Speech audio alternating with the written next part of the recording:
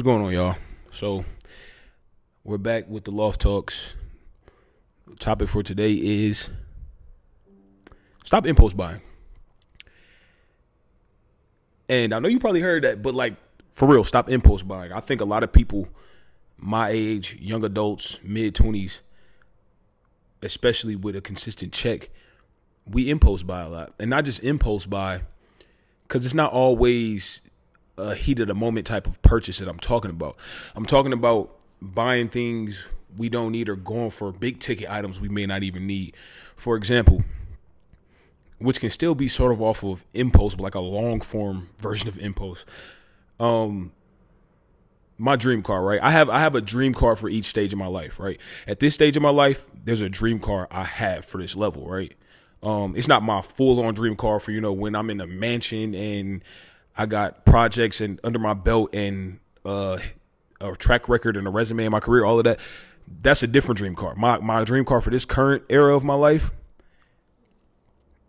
I have a couple of them. One is a Jeep Grand Cherokee, like the expensive ones. I'm not gonna get into details, but the expensive ones. It's a couple of different trims that I would like, and I could right now go and force that car into my budget. I probably wouldn't be able to save much money. I probably wouldn't be able to do extra things that I want to do or invest in other things, invest in myself as much as I want, because I'd be paying the amount that I would be paying in that car plus insurance and all of that just wouldn't allow me wiggle room in my budget. But I could go do that. A lot of people do that. A lot of people go for the car or the house or whatever it is they want and force it into their budget, and then they end up living paycheck to paycheck, or maybe even a little bit over paycheck to paycheck. They live overlapping paycheck to paycheck, where they borrow money because they ain't got money until the next paycheck. And I've been there before. So what I want to tell you is, from my experience, and I'm sure some of y'all have experienced some hardships with that as well, don't put yourself back in that position. If you've never been there, don't get yourself into that position, right? Because there's nothing like having your own money, having your own consistent income, and being able to save on top of that. You get what I'm saying? Save towards your goals, save towards other things you want to invest in, save towards that dream car. You get what I'm saying? Instead of living paycheck to paycheck right now, you can live right now, pay your bills, have some wiggle room to do some extra stuff, some fun stuff, and save. And then in a few months to a year, whatever the case may be, then you get that dream car or whatever it is that you want. Stop impulse buying. Stop trying to keep up with the Joneses. Stop trying to do it just for the sake of doing it. Because when you really sit down and think about it, do you actually need that item right now? Do you need that car right now? You need that specific car at this time in your life? Really analyze where you are. You get what I'm saying?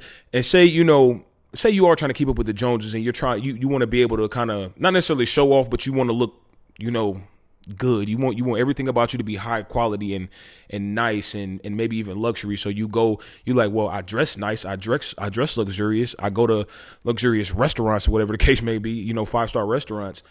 I want my car to be luxury as well, or I want my car to be expensive as well. And some of y'all might want to show off, and you want people to see you hopping out of that Range Rover. You know what I'm saying? But do you need that right now? Think about if it's worth it.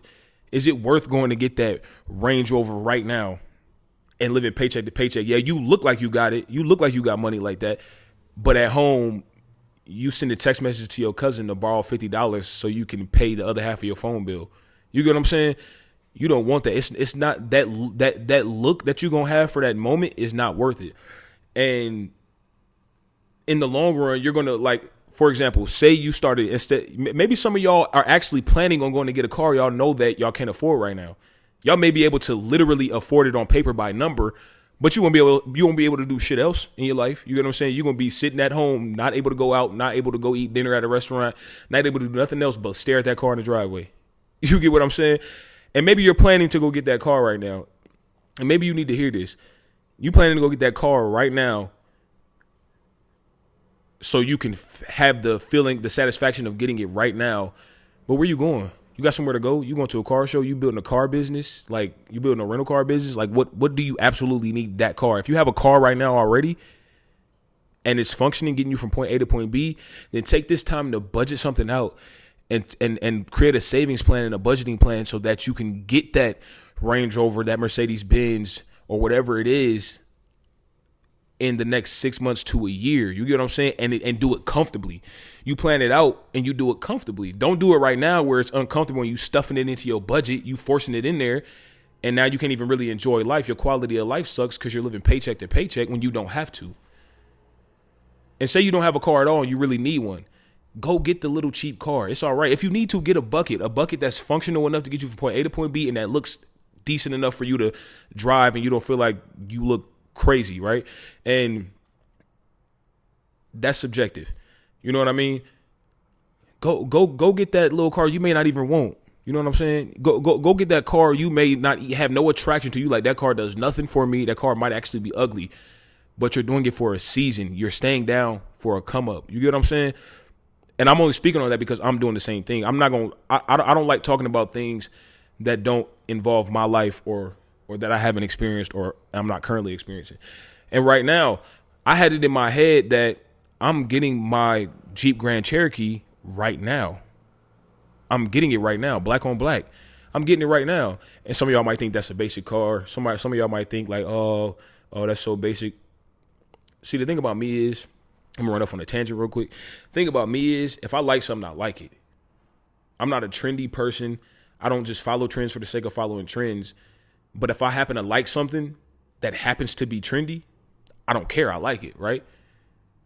Anyway, and I've been into cars and shoes and clothes and all of that forever, since I can remember. Anyway, that's besides the point. Right now, you know, I'm in a place where I needed a new car. I sold my car and I needed a new one, right?